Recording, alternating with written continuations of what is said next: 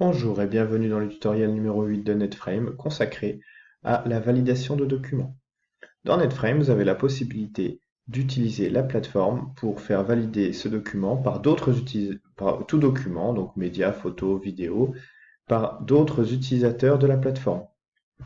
Ceux-ci utilisent les fonctions de notification interne, donc par exemple ici, quand vous devez valider un document, vous allez voir apparaître ces éléments. Si vous le refusez, vous allez pouvoir donner la raison du refus. Pour la personne qui a envoyé le document, elle est, elle, notifiée de la réalisation de ses tâches et de l'évolution une par une des validations. À la fin de ces validations, elle est également informée de la publication du document à l'endroit souhaité sur la plateforme. Comment faire? Vous vous positionnez sur le groupe où vous souhaitez voir arriver votre document, là où il devra être publié de manière finale. Vous sélectionnez l'importeur de document.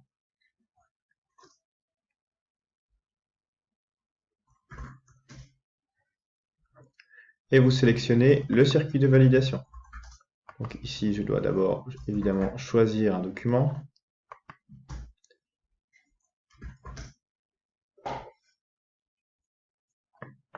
Donc je vais choisir typiquement hop, une image.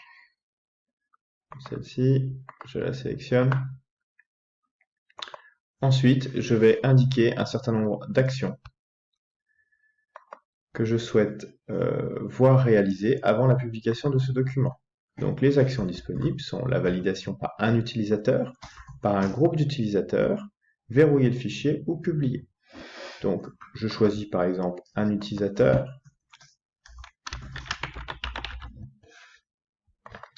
Voilà.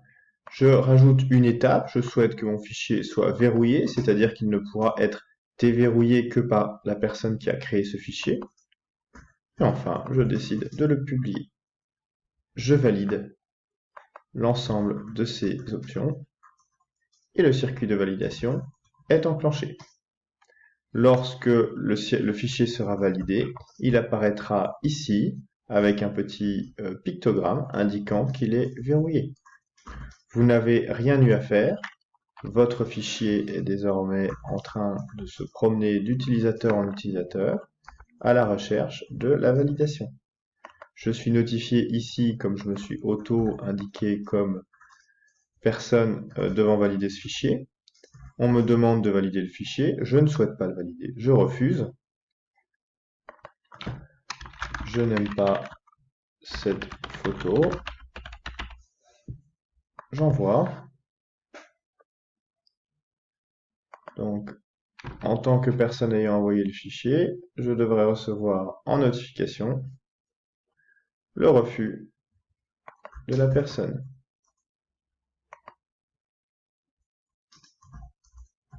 Donc, j'ai bien une notification ici qui s'affiche. Valentin n'a pas validé ce fichier. Motif, je n'aime pas cette photo. Vous avez donc ici utilisé la validation du fichier. Vous pouvez également insérer cette validation de fichier dans un projet plus complexe ou suivre l'avancement de vos validations quand elles ont plusieurs étapes en insérant vos validations, vos circuits de validation dans le gestionnaire de tâches. Il s'agit ici typiquement dans un projet comme le projet test 1. Vous allez sélectionner le média, ici.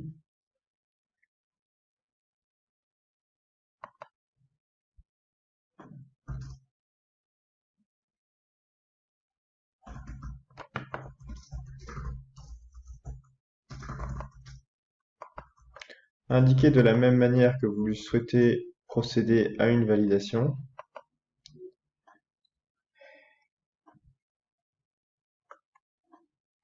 Suivre les mêmes étapes que précédemment si vous souhaitez la même chose. Donc validation par un utilisateur, le même.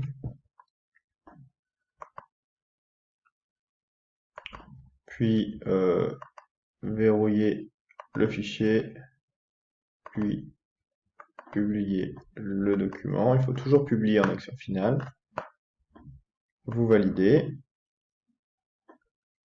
Vous avez ici une tâche qui a été créée de validation de fichier, qui est assignée à la personne qui doit valider, enfin la personne qui a créé se retrouve dans la première tâche, et ensuite les autres personnes vont se retrouver dans les tâches suivantes.